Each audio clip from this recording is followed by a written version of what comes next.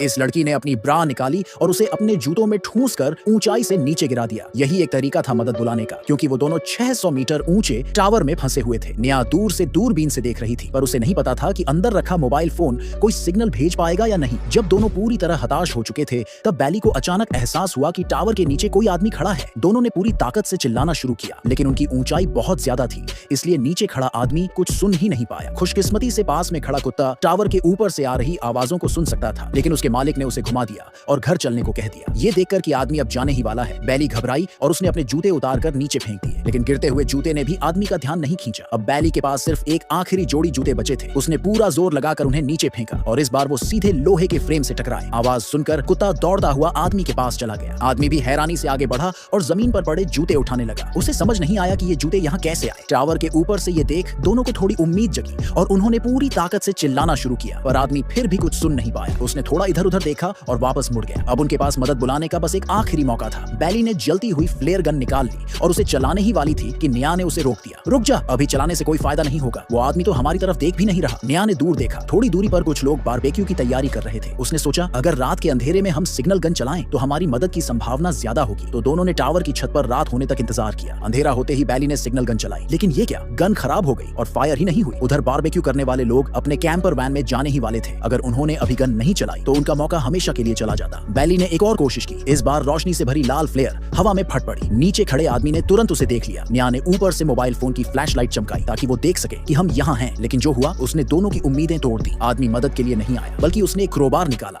और उनकी गाड़ी का शीशा तोड़कर उसे चुरा लिया। साले हरामी, नेहा गुस्से में चिल्लाई। आदमी ने गाड़ी चुराने के बाद ऊपर देखते हुए मिडिल फिंगर दिखा दी और चला गया। उन्होंने टावर के ऊपर बैठे दोनों को एकदम तोड़कर रख दिया। न सिर्फ मदद नहीं आई, बल्कि उनकी गाड़ी भी चली गई। अब उनके पास कोई रास्ता नहीं बचा। अगली सुबह तक भी उन्हें कोई बचाने नहीं आया, यानी कि मोबाइल फोन गिरते ही टूट गया होगा और उसने कोई सिग्नल नहीं भेजा। अगर यही हाल रहा तो वो दोनों प्यास से तड़प तड़प कर मरने वाले थे। अब नेहा ने एक खतरनाक आइडिया दिया, हमें नीचे उतरकर अपने बैग लेने होंगे। अगर रस्सी बैग तक पहुंच गई तो नेहा उसे खींचकर ऊपर ले आएगी, लेकिन बैली को ये आइडिया बहुत रिस्की लगा। अगर रस्सी टूट गई तो तू सीधे नीचे गिरेगी, लेकिन नेहा के दिमाग में ठान लिया था, अगर रिस्क नहीं लिया तो हम वैसे भी मर जाएंगे। उसने रस्सी को मजबूत से बांधा और नीचे उतरना शुरू कर दिया। थोड़ा नीचे जाते ही अचानक एक हादसा हो गया, पर नेहा का दिमाग और हौसला मजबूत था। उसने खुद को संभाला और धीरे धीरे नीचे उतरती रही। कुछ ही मिनटों में वो बैग के बेहद करीब पहुंच गई, पर वो अब भी कुछ मीटर दूर था। वो जितना हाथ बढ़ा सकती थी उसने बढ़ाया, लेकिन बैग पकड़ में नहीं आया। अब नेहा ने एक पागलपन भरा फैसला लिया। उसने अपनी सेफ्टी रोप खोल दी। बिना किसी सेफ्टी के बैली हैरान रह गई। अब नेहा हवा में झूल रही थी और उसने बैग पकड़ने के लिए कूदने का फैसला कर लिया।